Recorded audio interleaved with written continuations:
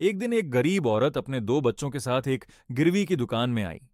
उसके हाथ में एक पुरानी पेंटिंग थी और उसके चेहरे पर मजबूरी साफ दिखाई दे रही थी। दुकान में काम करने वाले सेबास्टियन ने पेंटिंग को देखा और पूछा, ये पेंटिंग कहाँ से मिली?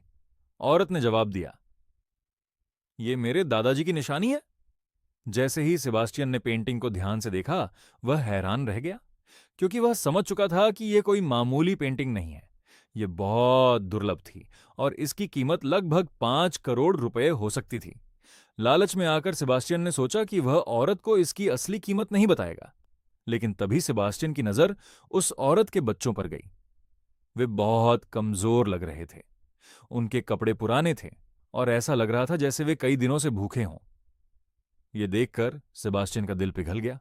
वह औरत को सच बताने ही वाला था कि तभी दुकान का मालिक वहां आ गया। उसने झट से पेंटिंग सेबास्टियन के हाथ से छीन ली और सिर्फ 500 रुपये देकर उस औरत को वहां से भगा दिया।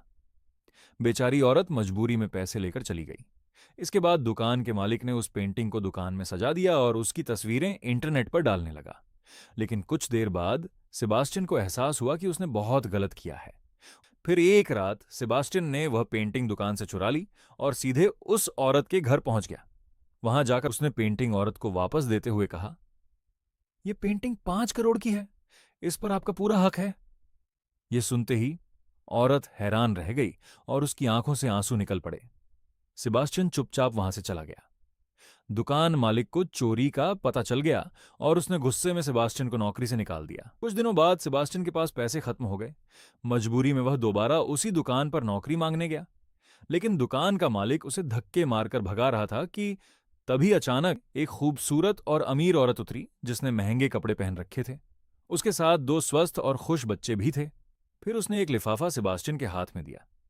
सेबास्टियन ने लिफाफा खोला तो अंदर 1 करोड़ रुपए का चेक था। यह देखकर सेबास्टियन की आंखों में खुशी के आंसू आ गए। तभी उस औरत ने अपने पर्स से 500 रुपये निकाले और दुकान के मालिक को देते हुए बोली, तुम्हारे लिए इतना ही काफी है। दुकान का मालिक हैरानी में खड़ा रह गया और सेबास्टियन खुशी के आंसुओं के साथ मुस्कुरा रहा था।